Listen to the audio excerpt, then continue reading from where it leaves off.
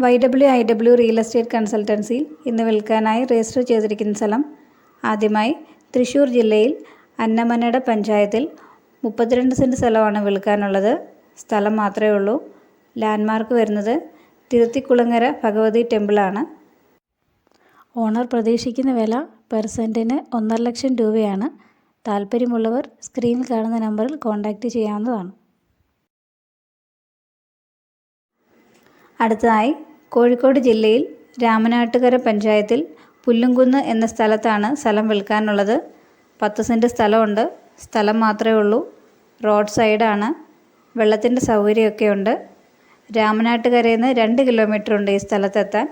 Owner പ്രതീക്ഷിക്കുന്ന വില per സെൻറ്റിന് 6 ലക്ഷം രൂപയാണ്. താല്പര്യമുള്ളവർ സ്ക്രീനിൽ കാണുന്ന നമ്പറിൽ കോൺടാക്റ്റ് ചെയ്യാവുന്നതാണ്.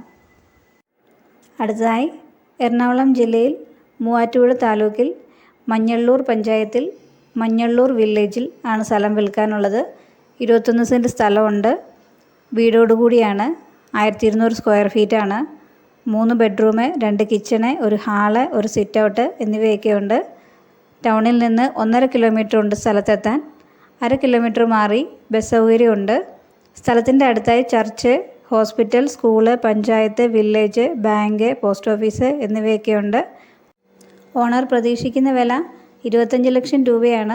താല്പര്യമുള്ളവർ സ്ക്രീനിൽ കാണുന്ന നമ്പറിൽ കോൺടാക്റ്റ് ചെയ്യാവുന്നതാണ്. അടുത്തതായി തൃശ്ശൂർ ജില്ലയിൽ ചാലക്കുടി കോടശ്ശേരി നായരങ്ങാടി എന്ന സ്ഥലത്താണ് സ്ഥലം വിൽക്കാനുള്ളത്.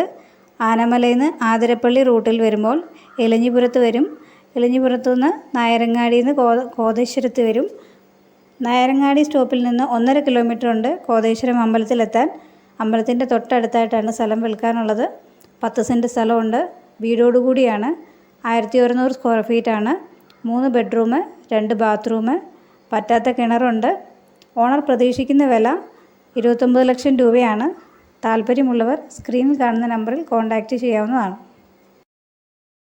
ഇതുപോലെ വിൽക്കാനുള്ള നിങ്ങളുടെ പ്രോപ്പർട്ടിയും പരസ്യം ചെയ്യാവുന്നതാണ്. അതിൻ്റെ കൂടുതൽ ഡീറ്റെയിൽസ് അറിയാൻ വേണ്ടിയിട്ട് സ്ക്രീനിൽ തന്നിട്ടുള്ള നമ്പറിലേക്ക് ഒരു വാട്സപ്പ് മെസ്സേജ് അയക്കാവുന്നതാണ്.